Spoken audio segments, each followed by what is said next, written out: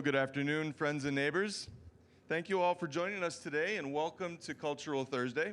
Cultural Thursday is Central Lakes College monthly visiting speaker program and our cultural literacy program, where we invite people from around the world to help us better understand the diverse people, perspectives, and places of our incredible planet.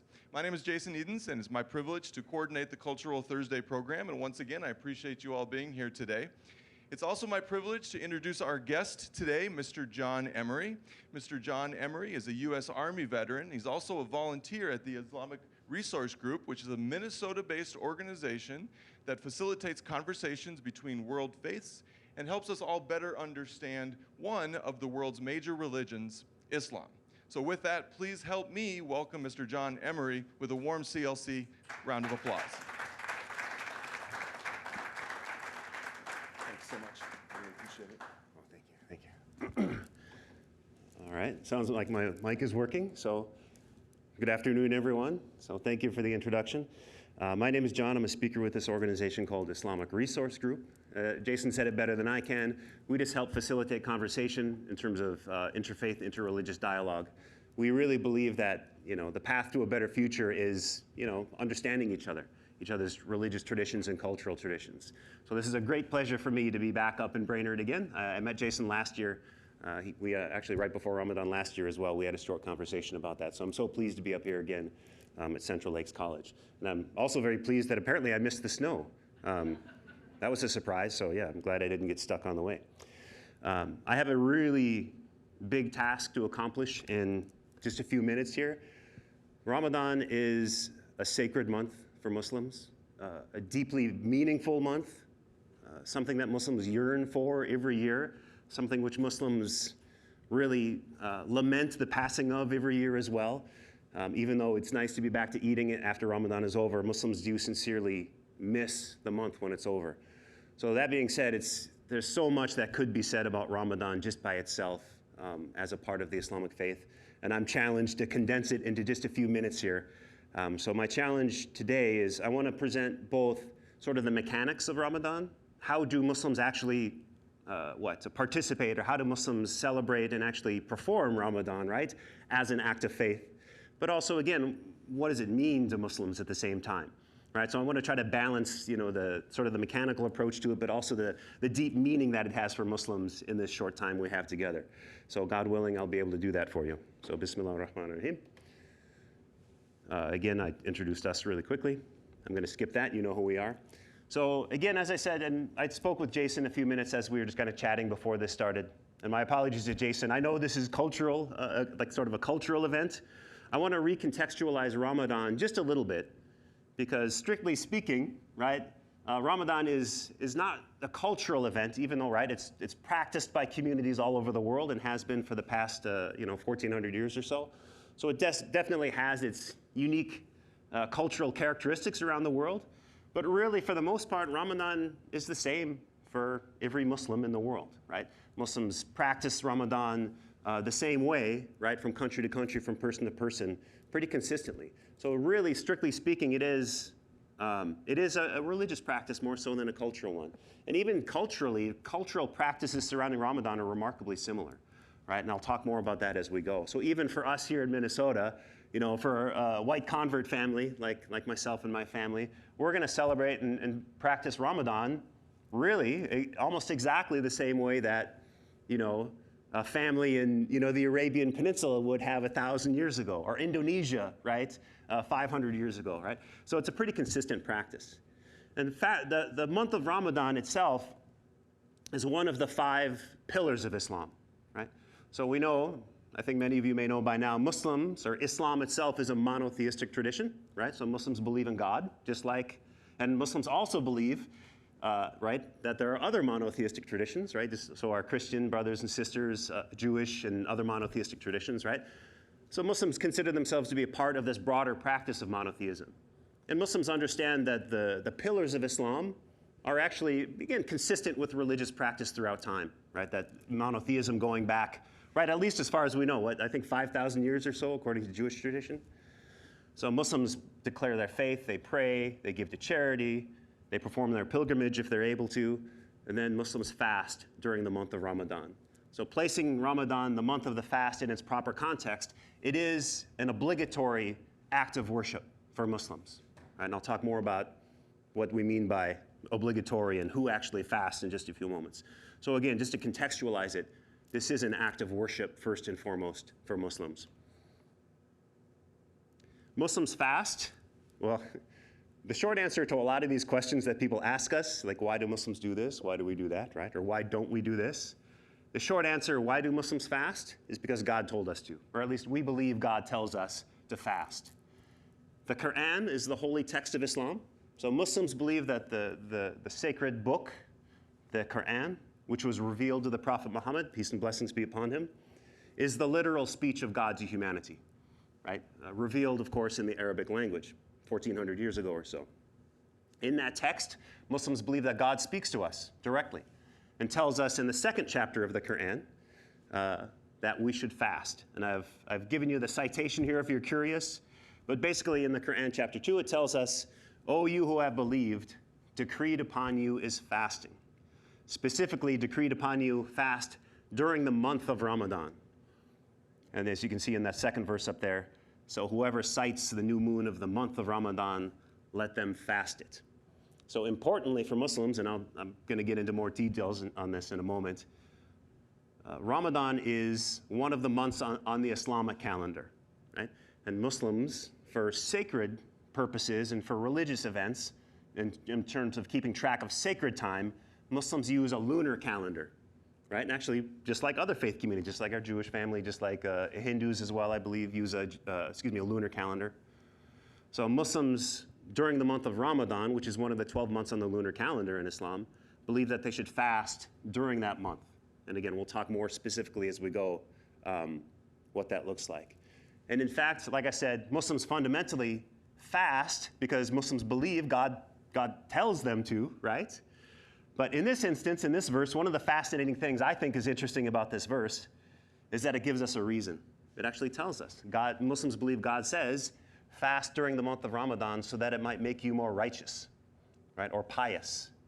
And one Muslim scholar I admire and I listen to quite a bit has interpreted that phrase to say, fast so that you might improve your relationship with God, right? Because piety, righteousness they're kind of unfamiliar words with us these days. So fast during the month of Ramadan so that it will improve your relationship with God, make you a better person somehow. All right, so that's fundamentally why Muslims fast, although, right, there are other reasons that Muslims might fast, there's not reasons, but other benefits to fasting. So Muslims are fasting as an act of worship, but one of the things I've seen over the past many years is as we lead up to the month of Ramadan, I guarantee you're probably going to see an article in the newspaper or somewhere about the benefits of intermittent fasting. Because there always seems to be coincidentally talk about intermittent fasting as we approach the month of Ramadan. So there may be other benefits, health benefits for people as well Muslims when they fast. This year, and like I said, Ramadan is a month on the lunar calendar, right? And as many of us know, the lunar calendar is shorter than the solar calendar, the Gregorian calendar that we use. So that means the month of Ramadan comes 11 days earlier every year. So this year, which is, I believe on the Islamic calendar, we're in year 1444. And so this year Muslims who were fasting will be fasting from the 23rd of March to the 20th of April. And these are the predicted dates. Many, many Muslims will actually wait until they can see that new moon before they start fasting. But these are the predicted dates, which are usually pretty good. So most Muslims you'll find this year will be starting to fast on the 23rd of March. Muslims fast during that month. It's not a fast all month. It's a fast during the daylight hours of the month of Ramadan. So Muslims will fast from dawn until sunset for the 30 or 29 days this year of Ramadan. And you can see, right, we're approaching, right, we're coming from the winter to the summer solstice, so that the days are actually getting a little bit longer through the month of Ramadan. You can see dawn, 5:49, on the first of Ramadan coming up shortly, 7:30 sunset, and then by the end of the month, we've added what? About an hour and a half or so of daylight, of fasting time, which is always very interesting. It's really interesting how it affects impacts the practice. And actually, 11 days earlier every year, right? So these are just a date in the past. A few years ago, Muslims were fasting on the summer solstice, the longest day of the year, which these are the times in Minneapolis, sunset and sunset, or excuse me, sunrise, sunset, or excuse me, I said that wrong again. Dawn until sunset. It's not sunrise, by the way, it's dawn, which is well before sunrise. So you can see the longest day of the year, summer solstice, when we were fasting just a few years ago, 3:31 until just a little bit after 9 o'clock. Long days in Minnesota, right? And this is Minneapolis. It would be a few minutes longer for y'all up here. This year, the longest day, not too bad, 4:51 to 8:06. In a few years, Muslims will be fasting during the month of Ramadan right around Christmas time, the shortest day of the year. And then I think the shortest day of the year is something like almost 7 o'clock until about 4:30, right? So very short. So the interesting thing, again, from the point of view of a practicing Muslim, the fascinating thing is that no two Ramadans are ever quite the same, right? Every year it's a little bit different just because those times are always just a little bit off and just changing a couple minutes even every day as we go through the month. Every year brings its new challenges and its new benefits and rewards for Muslims who are practicing. And as Muslims are fasting, in Islam, when we talk about fasting, it is a total fast. So Muslims believe from dawn until sunset, they should abstain from all food and all drink. And as this is my friend Mamdouh in this photograph here, and he bought this t-shirt a few years ago. Remember when we were fasting across the summer solstice? The most common question we get, no, not even water, right? So yeah, nothing all day long from dawn until sunset. We don't get that question as much now that the days are getting shorter during Ramadan, but yeah, when it was those long days, people would, not even water? Nope, not even water. Muslims also fast from intimacy, right, with their spouses during the daylight hours as well. So at sunset, that's when Muslims break their fast, right? So we'll talk more about kind of how Muslims break their fast, but yeah, at sunset, Muslims eat and drink normally, right? All the things they're normally allowed to eat or drink. And then just wake up early the next morning and repeat that process for the 28 or 29 days or so of the lunar month of Ramadan. It is an obligation, Muslims believe, for all healthy adult Muslims to fast. And adulthood, by the way, generally speaking, in the Muslim tradition, just like other pre-modern faith traditions, usually begins religiously around puberty. Just like bar, bat mitzvah, 13. Confirmation age for many Christian denominations is, right around the same age, 8th, 9th grade. For Muslims usually consider a human being sort of becoming religiously responsible right around the age of puberty, 13-ish or so, something like that. Healthy adults, Muslims believe, are required to fast, right? But not everybody is healthy, right? So generally speaking, if a person has a condition which would harm them if they fast, then they should maybe examine their life and consider not fasting if it's a serious condition, right? You can just see here some of the exemptions that are possible. Pregnancy and nursing for women, is a possible exemption from them. Traveling is an exemption for Muslims who are traveling long distances, or any sometimes chronic conditions. Some Muslims who have diabetes if they cannot manage their diabetes, for example, and fast at the same time, then they may be eligible or given an exemption or be able to take the exemption on their own initiative for that time. And again, this might be affected again too, right, by the day length. In the summer, if we're fasting in the summer, that may make it harder or more challenging for some people to fast in the winter, right? If we're fasting Ramadan around Christmas time, then we might just be skipping lunch, in practice at that point. So each individual Muslim is responsible to determine on their own whether they're going to fast or not based on their health status. And just as an example, I think my wife most recently missed 3 Ramadans in a row. She didn't fast. I mean, she still participated in Ramadan, but she wasn't fasting because she was either pregnant or nursing for about 3 years. So she actually took that exemption from fasting during that time for her. And as you can see here, the quote from the Quran, and this is, if you remember back, right, those 2 verses I showed you, I think were the 182nd, 183rd verse. And right after God tells Muslims you should fast during the month of Ramadan, right after that, Muslims believe that God tells them God intends ease for you, not hardship. Right? So Muslims believe as a matter of faith that the month of Ramadan is something that makes our lives easier, right? God knows what we can do. God knows that we can go through this challenge and come out stronger on the other end. Like I said earlier, kind of reframing the context slightly away from the cultural idea and more towards, the month of Ramadan as spiritual practice, right? Muslims, what I would like to say is Muslims, I guess, look forward to Ramadan starting about 6 months before Ramadan actually starts. Muslims believe that the companions of the Prophet Muhammad, peace be upon him, the practice that they had when they were alive is 6 months before Ramadan, they would start praying to God saying, please let me reach another Ramadan. Let me get to the next Ramadan so that I can take advantage of the spiritual benefits and rewards. And after Ramadan ended, for the 6 months after the last Ramadan, they would pray to God saying, please God, accept my efforts and accept my sincerity and all the worship I did during the last Ramadan.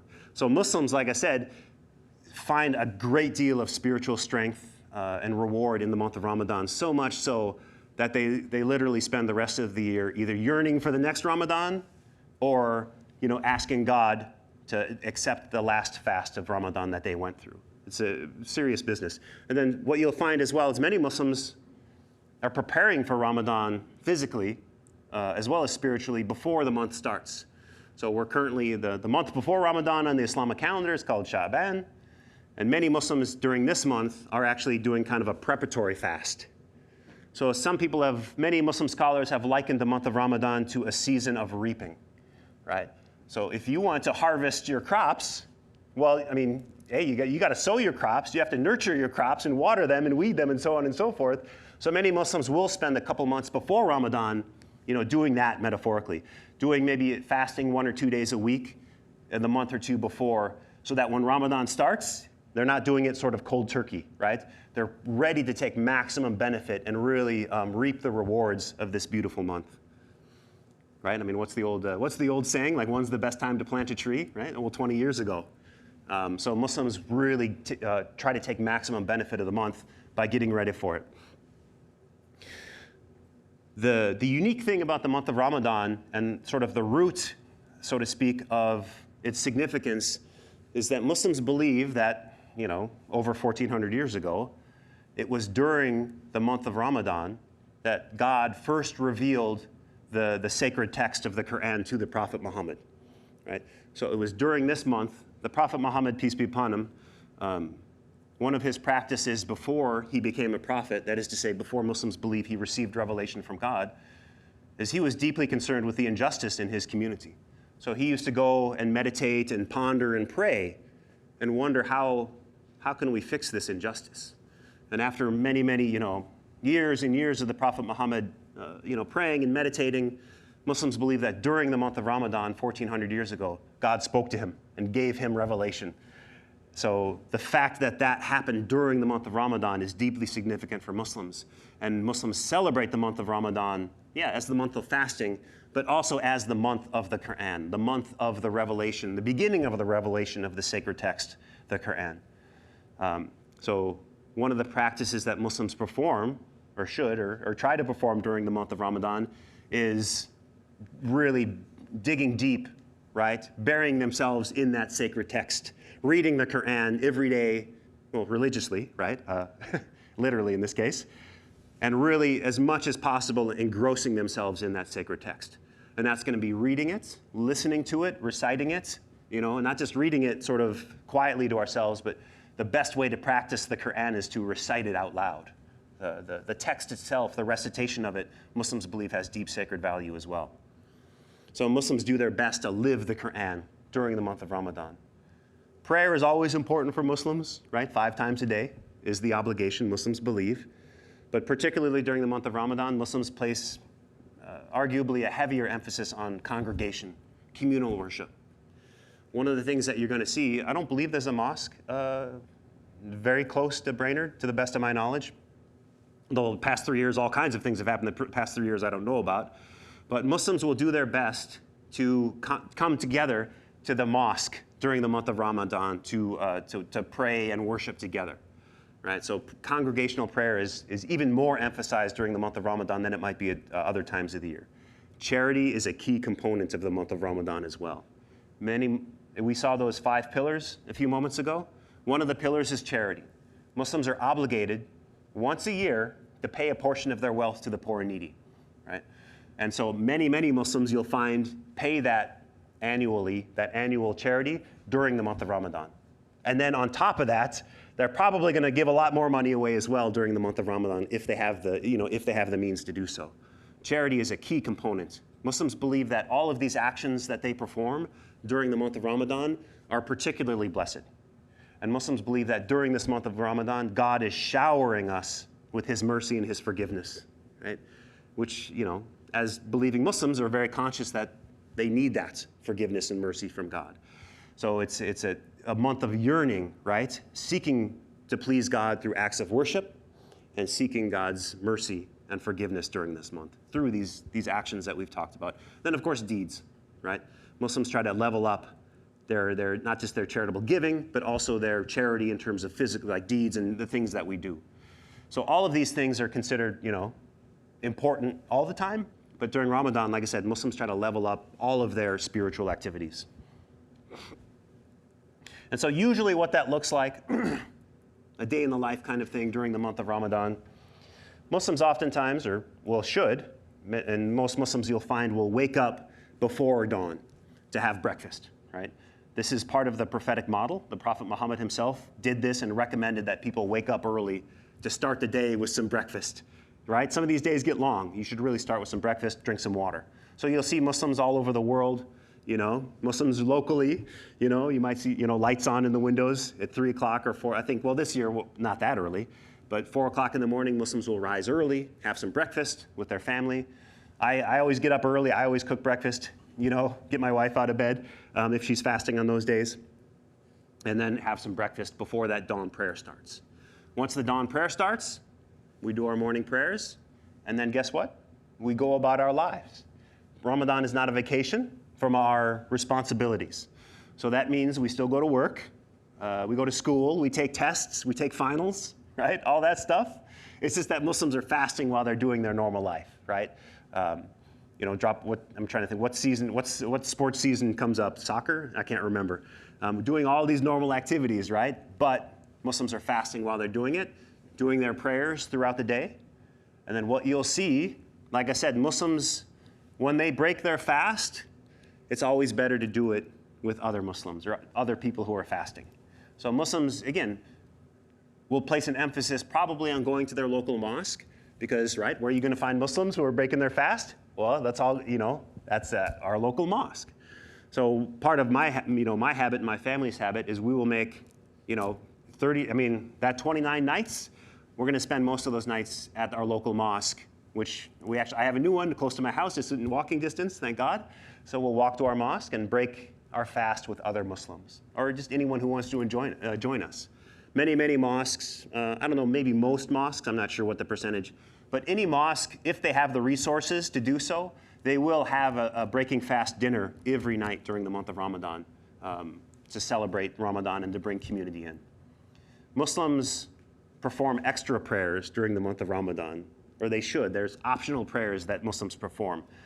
So coming to the mosque at sunset, breaking fast, eating dinner with other Muslims, doing that sunset prayer, breaking fast, sunset prayer, then eat dinner, staying at the mosque a little bit later for the evening prayer, the last of the 5 prayers of the evening. During Ramadan, there are extra prayers that happen throughout the night, right? So I think, a few years ago when we were practicing or when we were fasting Ramadan during the summer, there were nights, that evening prayer, I think was as late as maybe 10:30, if memory serves.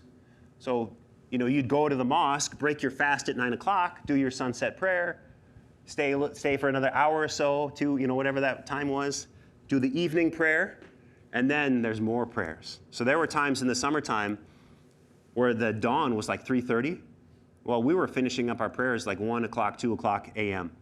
And then you go home, you have breakfast, you take a quick nap before work starts, right? So it's a very, very busy time in terms of worship for Muslims. And this is very common, right? This is not unusual. This is very common. Mosques will be packed during the month of Ramadan with, people staying all night.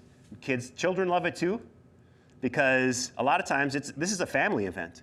So if you get a chance to visit a mosque during the month of Ramadan, a lot of times in the back of the prayer space, well, why are all these tents and sleeping bags in the back of the prayer space? Well, it's a family. Mom and dad are staying up late to pray, and so the kids, it's camping night for the children. So the children will camp out in the back of the mosque as mom and dad are doing those extra prayers throughout the nighttime. So it's a lot of fun, really children really love it. They get to stay up late, they eat lots of candy, no bedtime, and then they get to kind of camp at the mosque. So there's a lot of activities that keep the whole family engaged in it and make it a lot of fun for everybody.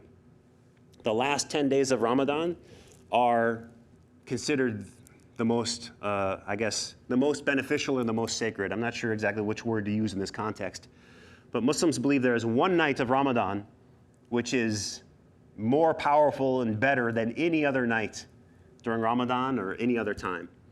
But the important thing is, Muslims, we don't know exactly which night it is. It's sometime in the last 10 nights. So during the last 10 days of Ramadan, you'll see, again, all the Muslims are at the mosque those last 10 nights doing their extra prayers, right? Staying up all night praying and that kind of thing. And one of the things that Muslims do is, Muslims will camp. I mean, adults, children, they will live at the mosque for those last 10 days because it's so important to them that they're there at the mosque on that one night, sometime during the last 10 days, that they're up and worshiping God during that, those last 10 days. So it's a really, really important occasion. I can't say enough about how meaningful it is to Muslims. I'm really lucky this year, actually. I'm teaching at a small Islamic school, in the metro area. And just because of the timing this year, we're taking our spring break is the last 10 days of Ramadan. So we're just going to take the last 10 days of Ramadan, no school, and of course there's a mosque. The school and the mosque are in the same building. So basically, that's my plan this year, since I'm not working kind of a normal day job teaching at an Islamic school. I have the luxury this year of just being able to take full advantage of those last 10 days. And I'm pretty much going to be camping out at the mosque for those nights. Let me see, just for the sake of time, if anybody's curious about like this kind of stuff for teachers or anyone who works with children, I'll speak a little bit about this briefly. Like I said, it's not a vacation. Muslims still go about their normal routines. But the reality is that students in particular might, not be at their best, mentally, if they've been up all night, if they're low on, if they haven't had any energy in their stomachs for many, many hours. So a lot of times for teachers, we ask one reasonable accommodation: schedule tests early if possible, or allow students the flexibility to take those tests earlier in the morning before that afternoon kind of, energy crash, which, even if you're eating, you still kind of in the afternoon, right? Post lunch, you still kind of get that little energy drain. So if possible, please, schedule tests early. If there's Phi-Ed classes, we recommend maybe some alternative activities, because especially for younger children, middle school and high school and so on, right? The mile run or these activities that they have to do, maybe can we do a walk on those days instead, something like that, some light exercise. But, fortunately it's not so hot and the days aren't so long right now. But still, it's nice to have some kind of physical accommodation. Flex time is great. Working remotely is great. I guess I don't have to say that as much these days, right? But we oftentimes ask employers, if you can offer your employees flex time in terms of when the hours that they're working, that's going to be beneficial to your employer or to your employee and also the work that they're producing for you. So if they can kind of switch their work hours a little bit when they're more alert, that's a good thing. Shift workers need a break, right? I don't think there's a lot of shift workers here at this school, but a lot of times you'll see, right, there's a lot of East Africans working at, first, second generation immigrants working at like meat packing plants across the state, right? And they're working shifts. And the one thing I know, I think it's Jenny O'Turkey. This is an old memory, so my apologies. But they're actually, those lines, they don't like to stop those lines for anything. But at many plants, these plants where they've got a lot of Muslim workers, they'll actually shut down the production line for about 20, 30 minutes because they have so many Muslim employees, so they can stop, take a break, break their fast, eat some dinner, pray, and then get back to work. Because otherwise, right, it would be they'd be postponing that and going hungry all night, which wouldn't be good for anybody. So little accommodations like this can be very, very beneficial for Muslim students or employees. And again, I'll welcome questions in just a few moments. Just a couple things to wrap up here. So one of my favorite things during Ramadan, sort of, well, aside from the sacred aspect of the month, are taking heart dinners. And this is, I love this. This is one of my favorite photographs as well. Taking heart dinners, it's something that the Minnesota Council of Churches helped create, I think, a number of years ago. I can't remember exactly the date now, but they help mosques across the state of Minnesota host special open houses during the month of Ramadan.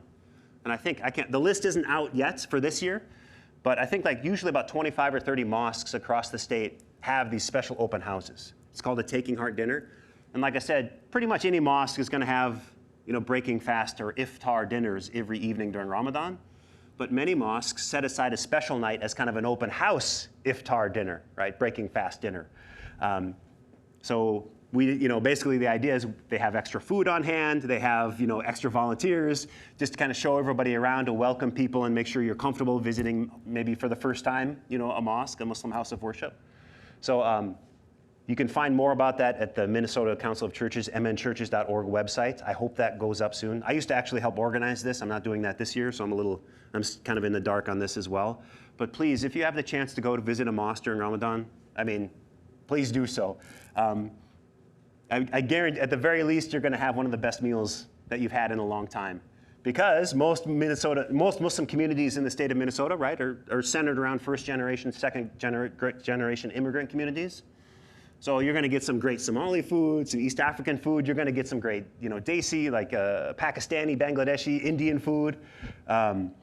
We've got a Bosnian mosque, I think maybe 2 Bosnian mosques, I think, in Minneapolis. You go there, you're going to get some, actually, I haven't been to that one myself, right? So you can if you want to visit 2 or 3 Taking Heart dinners, you can do like a world tour in cuisine and get some great food from place to place.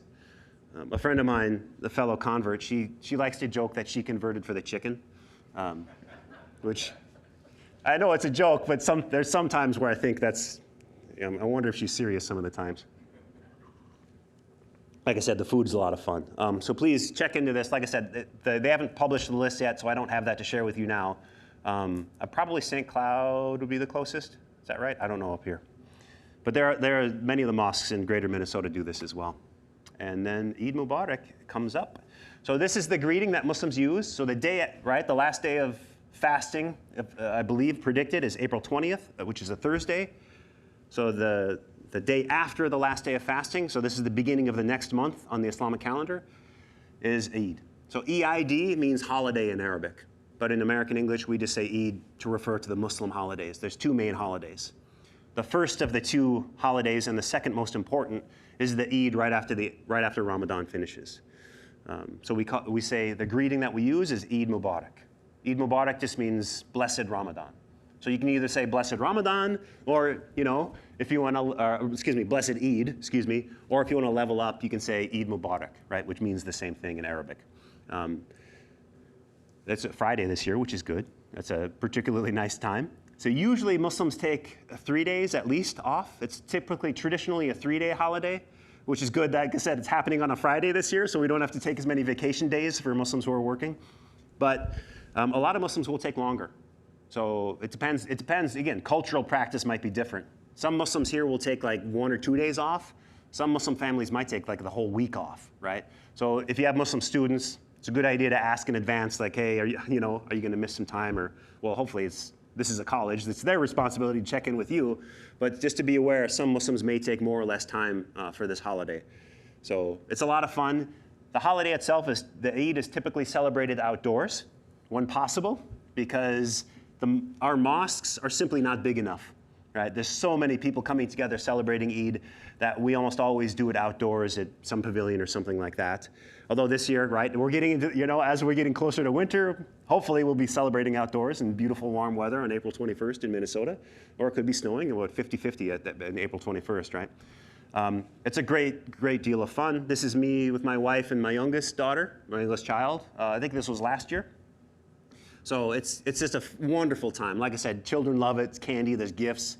It's like a carnival a lot of times, right? A lot of times we'll invite in, we'll rent a big space. Like food vendors will come in, and it's just, we'll have, I think this one we had like a like one of those kind of magician-y kind of balloon, children's entertainers come in. It's a great, great time for everybody. And it's a lot of fun. And usually, right, just as we've been fasting for, 29 days or so, right? It's great to have my cup of coffee at 9 o'clock in the morning, and we're all kind of a little bit tired, But now it's like things get really exciting, because I think on this day we went to like 3 or 4 different Ramadan parties, or celebrations. And even, like I said, for the next several days, it's visit after visiting all of our friends, going to these celebrations. So like I said, right when we need a break, maybe take a nap or something, it's like, oh, now we're celebrating. It's a lot of fun. But again, the point I want to make, and I touched on earlier, is it really is kind of bittersweet. Like I said, it's great to have my cup of coffee at 9 o'clock or my tea or whatever. But on the other hand, the month is so special to Muslims that there is kind of, it's bittersweet. There's a little bit of mourning that happens at the same time, right? Thinking, what could we have done better, right? And even, like I said, anticipating the next year. It's just so much fun. I can't say enough about. This is the first time I've spoken about Ramadan where I don't need tissues in some time too. So it's a lot of fun. So yeah, children love it. And then that's it. I kind of rushed a little bit at the end there. So I wanted to leave time for questions. I know some students might have to get back to class, or maybe professors as well. Jason's back there with the microphone if anyone wants to ask any questions. Well, first of all, please join me in thanking John for that excellent presentation. Absolutely fascinating. Thank you so much for sharing, John. Yes, who has questions? We have a relatively small group today, so we have an opportunity to have some good exchanges. Tracy. Yeah, I left a few things out because I know that people have questions about, so I hope you ask those things too. So you actually answered 3 out of my 4 questions as you were presenting, so thank you very much. But one of the questions I had was about language, and you had mentioned the breakfast in the evening was iftar. Yes. Is that the word for breakfast in the morning as well? Or is just the evening breakfast? I'm sorry, I'm a linguist, so I like I don't know, actually. That's a good. I haven't actually thought about that too much. No, the way, at least the way it's used colloquially today in the United States, iftar refers specifically to a breaking fast dinner during the month of Ramadan, right? But not all of us are native speakers of Arabic, right? Iftar is an Arabic word, so I don't know if in normal Arabic that would be used for breakfast or not. So my apologies, I don't know. But when we say iftar, usually we're talking about Ramadan. I do know the word. Oh. For the breakfast in the morning is Oh yeah, that one. Yeah, that early morning breakfast that we talked about before dawn is suhoor for Muslims. Yeah. Well, as I'm waiting for additional questions, I have a question myself. I'm curious about how practicing Muslims in Nordic countries grapple with the incredibly long days. If you're north of the Arctic Circle, of course, there is no sunset. Thank you. Yeah, I left that one. Accommodations made for northerly practicing Muslims. Yeah, I left that one out there for you guys. That's a great question. I mean, there's a lot of Muslims in Northern Europe, right? We know this, like Finland and stuff, and yeah, literally above the Arctic Circle. So a few years ago, remember when we were fasting on the summer solstice, I saw some, I don't know, did we have TikTok back? Anyway, whatever the social media was back in those days. I was watching a video. There's some imam, like, I don't know where he was, but he was above the Arctic Circle. And he's like, yeah, we just, he's talking about breaking their fast and this stuff. And he's taking a video, and behind him, the sun's like, up here above the horizon. And I mean, the sun, it never sets. And if you strictly followed the rules, technically, I mean, you'd starve, right? So a lot of times what communities above the Arctic Circle, what they might do is pick a city further south and fast according to those times, right? And I don't know the particulars, each community would make that decision independently on their own, right? Because there's no, there's no Muslim pope, so each mosque community makes their own decisions about how they practice and how they worship, and not how they worship, how they implement these practices. So what they decided to do is fast according to a city that was a little bit further south, and that gave them a few hours. Even though the sun was technically still up, they had a few hours to break fast and eat and drink before starting the fast again. Does that make sense? Yeah. And I suppose vice versa too. I suppose, if in the winter, right, if Ramadan's in the winter, I suppose they would maybe switch it up so that they would actually fast, right? So if the sun never rises, I mean, what do you do? So I guess we'll figure that one out in a few years. But yeah, so they would make some accommodation to give themselves a few hours to eat and drink. Yes? Hi. I'm just curious, in those last 10 days, you said there's something that happens on one of the nights. Yes. What is it, and how do you know that it's happening? So like I said, right, Muslims believe that during the month of Ramadan is when the Quran was first revealed to the Prophet Muhammad, right? And specifically, it was somewhere within those last 10 nights. So somewhere within the last 10 nights of Ramadan is the exact day or date when the God first revealed the text of the Quran to the Prophet Muhammad. But we don't know which of those 10 nights it was, right? So Muslims will search for it, right? And when we mean, we'll look for that, we'll search for that night. And what we mean by that is we're just each one of those 10 nights, Muslims will just do their best because that night is so important, so powerful, and that connection with the sacred and the divine is so close to us that we want to find it. So the only way of knowing for sure that you're praying on that night is to make sure you pray each of those 10 nights. So Muslims, like I said, during the last 10 nights of Ramadan, they're just going to go for each one of those nights at the mosque, spend all night on their feet praying, worshiping God, and hoping and believing that one of those nights is that particular night when God first revealed the Quran to the Prophet Muhammad. Does that make sense?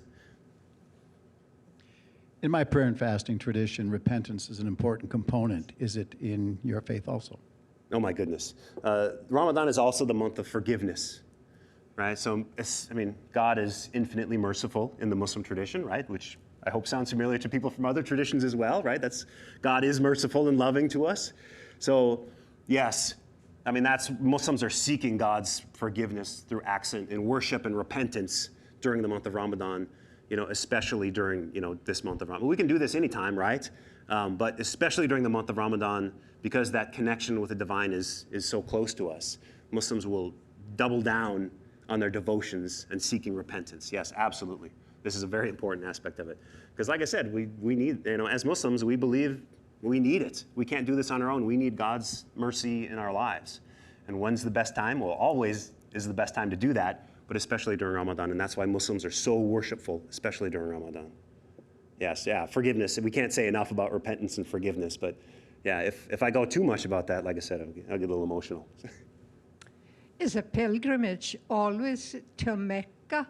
And what is the importance of going to Mecca? Oh, yeah, the pilgrimage. Oh, I wish I had some different slides to show you. The pilgrimage is the fifth of those pillars of Islam. Every Muslim should do it at least once in their life if they have the means to do so. Right? It's an expensive and arduous journey, even in the modern era. Mecca, yes, it has to be to Mecca. Right? That pillar of Islam is the pilgrimage to the city of Mecca, which is modern-day Saudi Arabia, in the Arabian Peninsula. So yes, and there's a lot of significance to this, right? Actually, maybe it's probably gonna be really hard to see, but I'm gonna show you the picture anyway. You might have to get out your binoculars. So you can kind of see, that's the Kaaba. That black cubical structure in the center of Mecca is called the Kaaba in Arabic. Muslims believe this was built by the prophet Abraham, right? So he built this thousands of years ago as a house of worship to God, because we know, right? Abraham was a monotheist, right? That he is the individual who connects us, the Abrahamic faiths, right? Jews, Christians, Muslims, and Muslims believe the prophet Abraham built that structure in the city of Mecca thousands of years ago as a house of worship to God. Fast forward a little bit, Muslims believe that the city of Mecca is where the Prophet Muhammad was born and where he lived most of his life. So it's also significant because that's where the Prophet Muhammad, peace be upon him, where he walked the earth, right? So Muslims going back on pilgrimage are, walking in his footsteps, right? Getting as close as we can to him. There's a lot of ceremonies and rites that are associated with the pilgrimage, but fundamentally it all centers back to that concept of monotheism, right? Muslims oftentimes, this is an optional trip. The Muslims have to go to Mecca, but while you're there, right, while Muslims are there, they'll often take a side trip to the city of Medina. The Prophet Muhammad lived the last few years of his life in the city of Medina, and he's actually buried in the city of Medina. So many Muslims, any Muslim who can, when they go to Mecca, they will also make a side trip to Medina. And, it's beautiful in its own right, but Muslims will visit the gravesite of the Prophet Muhammad and pray it, and give him, pray for him and send, say salam alaikum, send him peace and blessings while they're there. It's a very emotional experience. I mean, you can actually see it's protected, of course, nowadays, but you can actually approach and see his gravesite, right? And it's a very emotional experience for Muslims. The pilgrimage, I haven't done mine yet, by the way, but I hope next year I hope to do it, or at least I hope to visit Mecca next year, God willing. But it's, as many of you know, pilgrimage is a powerfully transformative experience, right? And so I always tell people, if you haven't read Malcolm X, if you're curious about pilgrimage, and especially this pilgrimage, please read Malcolm X. The autobiography of Malcolm X. Remember, Malcolm X's journey was a journey of transformation, right? Just like we're all looking for. And he was a member of the Nation of Islam, had some ideas which were not consistent with mainstream Islam, particularly his ideas about race.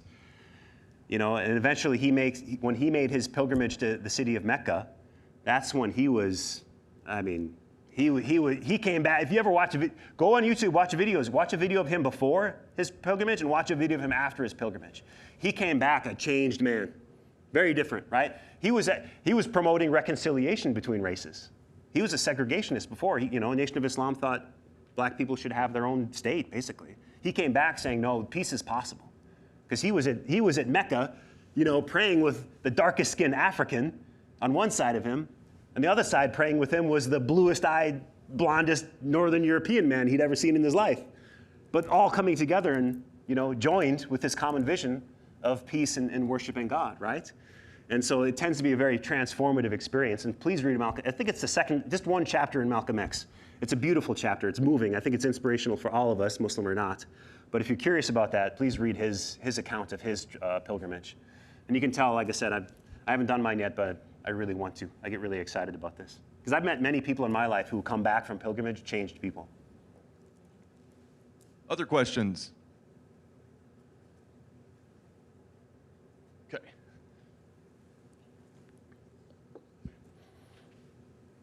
I was going to say isn't there a link between Islam and,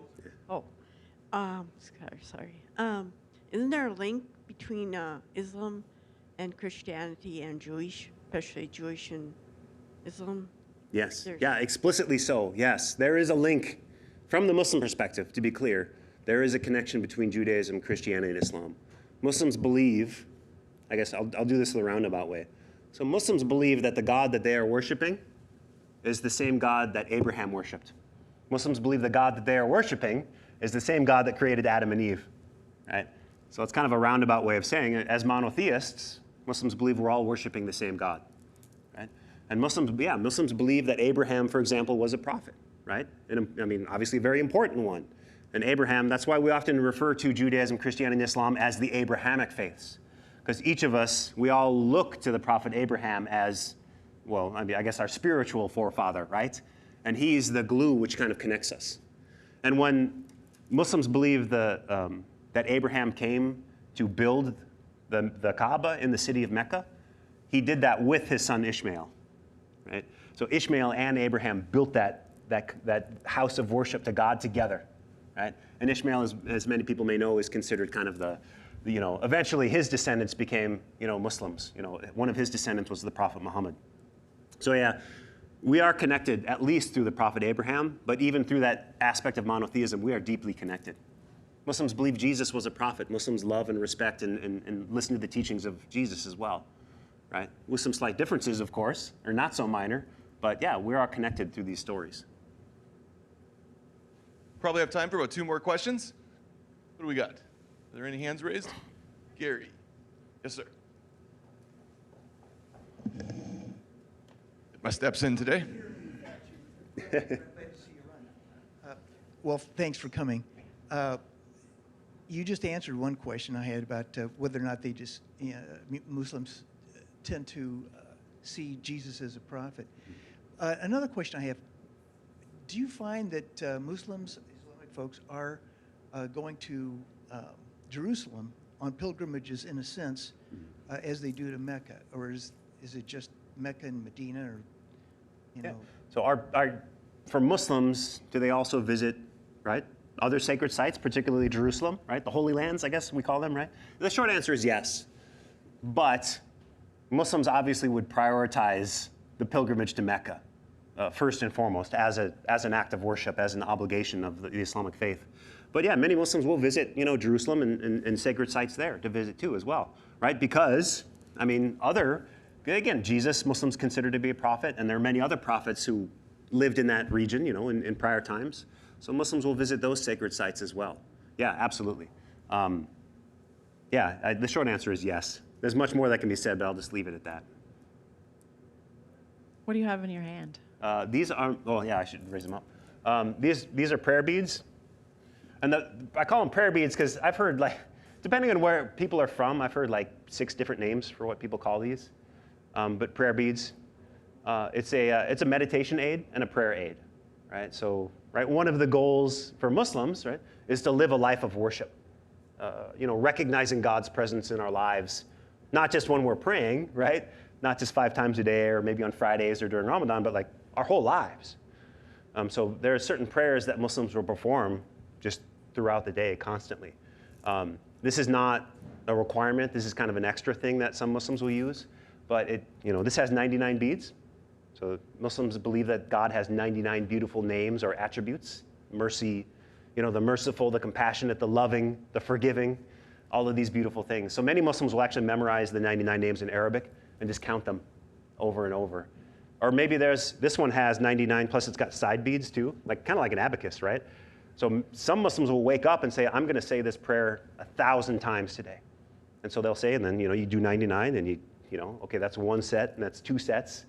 So Muslims will try to build that worship and that recognition of God's love and mercy in our lives, throughout their daily lives.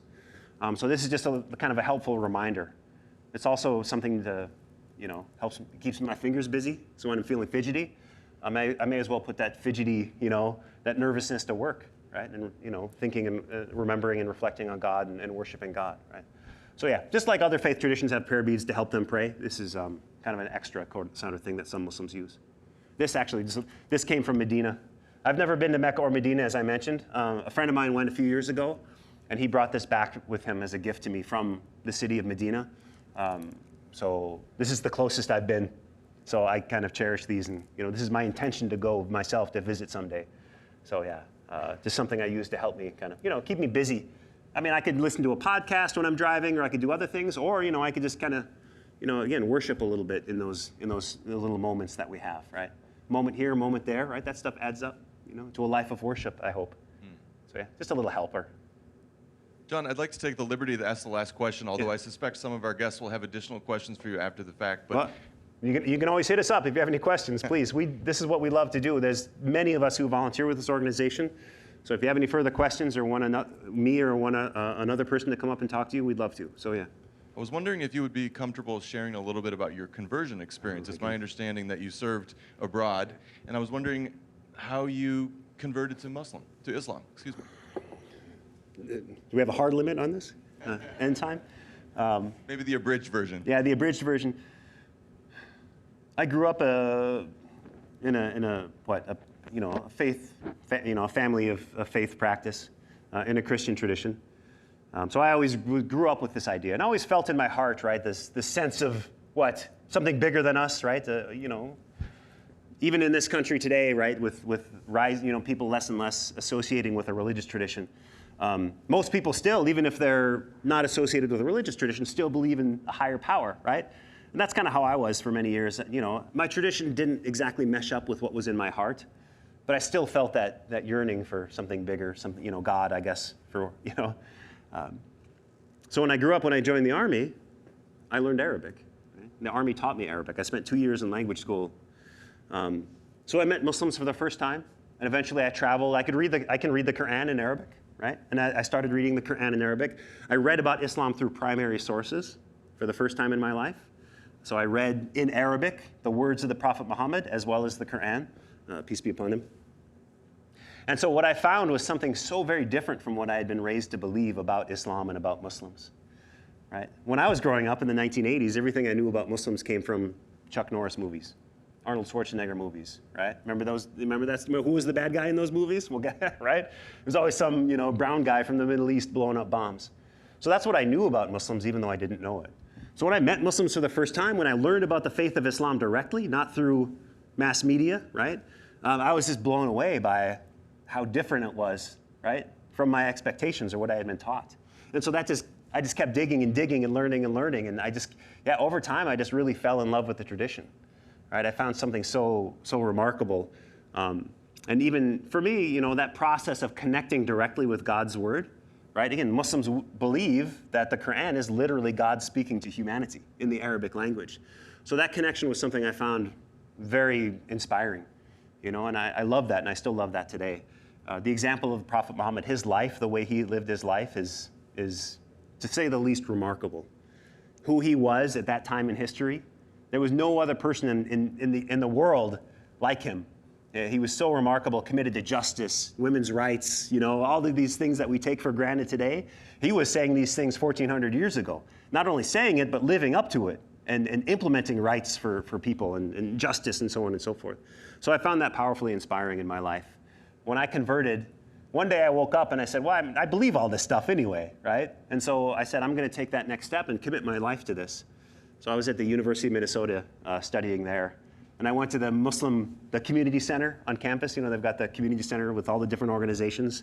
So I went in there. There were two Muslim guys just hanging out, college students. I said, hey, I want to convert to Islam. And they're like, oh, great. They wanted to teach me about Islam. And I'm no. So I said, I converted with them. They witnessed my conversion, and that was it. And that was the beginning of, right, a whole new journey for me of learning and practice and God willing transformation, right? So that's very small nutshell. That's why I did it, and which I'm grateful for because now I get to meet you all. Thank you so much for spending the afternoon with us, John. We really appreciate it. Thank you so much. Thank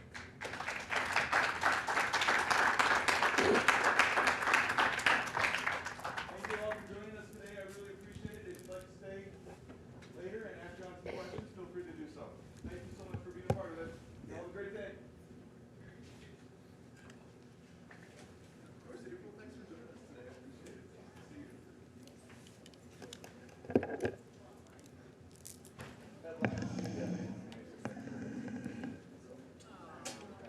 Oh, no.